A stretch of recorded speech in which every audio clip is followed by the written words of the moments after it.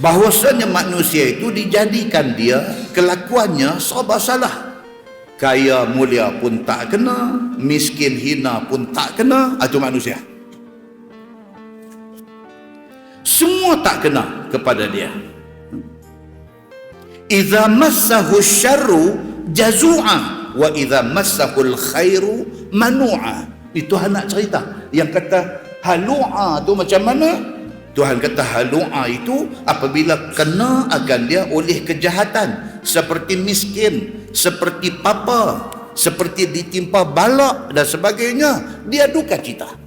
Dan apabila diberi kebajikan kepada dia, contohnya diberi kaya, diberi harta, ataupun diberikan kemuliaan kepada dia, ini contoh, apa jadi dekat dia? Maka mendegah dia akan hak Allah daripadanya.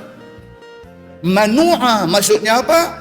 Duit banyak, zakat tak mau bayar. Duit banyak, tak mau tolong orang. Duit banyak, tak mau sedekah. Itu dia panggil manu'a. Sifat apa? Sifat kira tak mau nak buat apa yang agama suruh.